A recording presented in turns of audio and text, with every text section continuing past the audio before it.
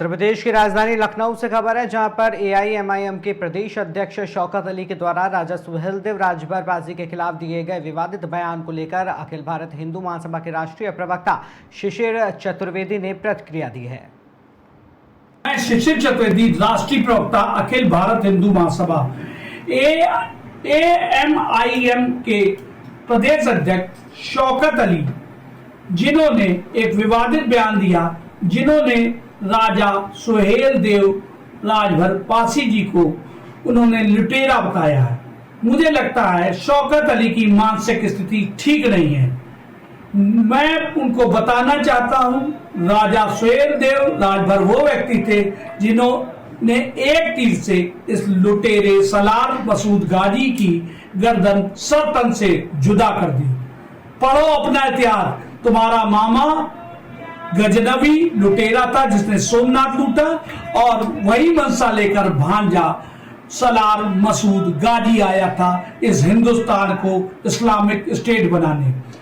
वो हिंदुओं की बहन बेटियों की इज्जत आबरू लुटवाता था, यहाँ पर लूटपाट करता था, यहाँ पर वो हिंदुओं को परेशान करता था। तो राजा राजा होता है और लुटेरा सलार गाजी। आज पासियों के सभी नेता गायब है। कहाँ है कौशल किशोर भाजपा नेता, कहाँ है? आप बताइए। 9 बार के विधायक अवधेश प्रसाद समाजवादी पार्टी के जो मंत्री भी थे, क्यों नहीं आवाज उठाते एआईएम प्रमुख शौकत अली के खिलाफ?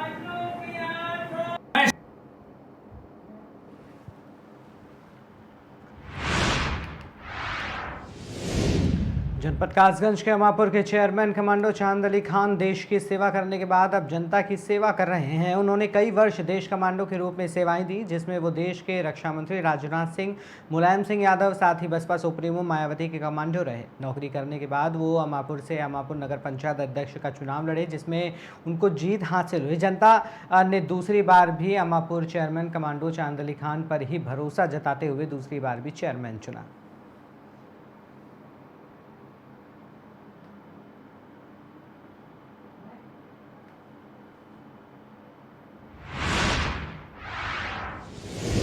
लखनऊ में वक्फ बोर्ड कानून को लेकर विवाद तेज हो गया है, जहां all India personal law board ने चेतावनी दी थी कि अगर उनकी मांगे पूरी नहीं हुई तो वे सड़क पर उतरेंगे।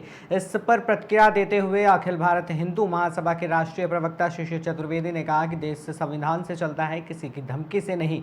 साथ ही उन्होंने वक्फ बोर्ड कानून को समाप्त करने की मांग भी की। मैं शिशिर चतुर्वेदी, राष्ट्रीय प्रवक्ता Akhil Bharat Hindu Mahasabha all India personal law board Waqf board को लेकर के सड़क पर उतरने की बात कर रही है।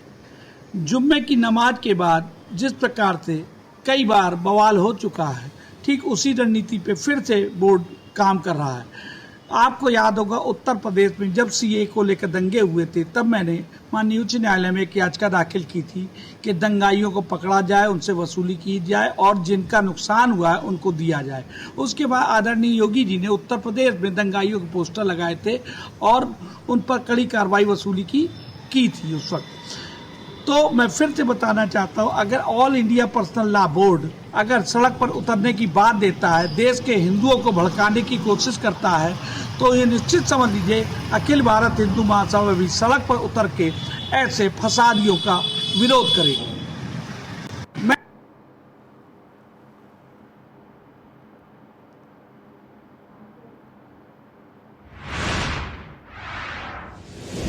बांदा में भारतीय जनता पार्टी मंडल तिंदवारी द्वारा सेवा पखवाड़ा अभियान के तहत ग्राम पंचायत परसौड़ा में निःशुल्क स्वास्थ्य शिविर का आयोजन किया गया। इस निःशुल्क स्वास्थ्य शिविर का शुभारंभ मुख्य अतिथि के साथ सभी पदाधिकारियों द्वारा फीता काटकर हुआ, जहां सभी मरीजों को फल वितरण किए गए एवं विभिन्न ग्रामवासियों की निःशुल्क जांचें और निःशुल्क दवाएं भी वितरित की गई।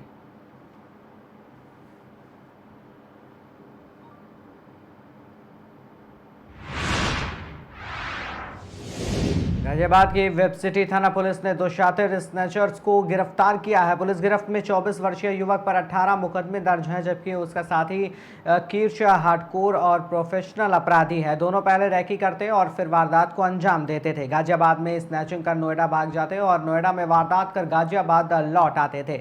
पुलिस ने इनके कब्जे से लूटे गए आभूषण बरामद कर लिए हैं और अभी बाकी के जो लोग हैं उनकी तलाश जारी है। स्नेचिंग की वारदात को अंजाम देने वाले दो साथी स्नेचर्स आपने गिरफ्तार किए हैं, क्या है पूरा? दिनांक 15/9/2025 को थाना PXCP पे एक वादिया द्वारा ये तहरीर दी गई कि 14/9 को एक घटना उसके साथ कारित की गई, जिसमें वो दुकान पे अकेली बैठी हुई थी। तभी दो बदमाशों ने आके उसका चेन छीन के चले गए। तो इस पे तुरंत जो है तहरीर के आधार पे FIR पंजीकृत करके थाना वेव सिटी पुलिस टीम के द्वारा जो है कई टीमों का गठन किया गया और उसमें हमें कल दिनांक 17/9 को सफलता भी हासिल हुई और हमने इन दोनों को पकड़ लिया है। इसमें जो मेन अभियुक्त है उसका नाम बादल है, पुत्र अशोक, और ये रहने वाला क्रॉसिंग रिपब्लिक थाने का है। और दूसरा अभियुक्त जिसका नाम है कृष पुत्र गोपाल, ये निवासी गौतम बुद्ध नगर का है। इनको जो है मतलब दोनों को अरेस्ट कर लिया गया है। इनके पास से चोरी की 2 बाइक भी बरामद हुई है, साथ में 2 मोबाइल फोन बरामद हुए हैं और जो घटना में जो इन्होंने चेन और लॉकेट छीना था वो भी बरामद हो गया। पुलिस कैसे पहुंची?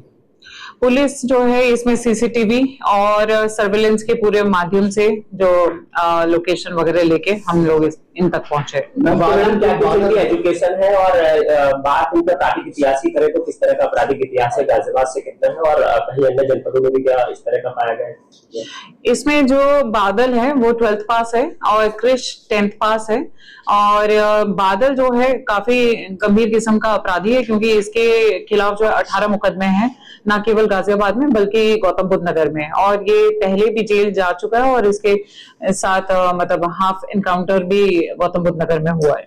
मैम, क्या ये शौकियाना चोरी करते थे या कोई गैंग बना रखा था या फिर ये किसी की मदद करने के लिए करते थे ऐसा काम?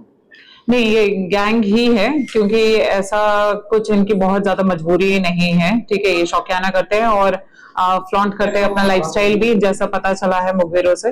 तो लग्जरी गाड़ी में घूमना वगैरह ऐसी टाइप की इनकी हैबिट्स।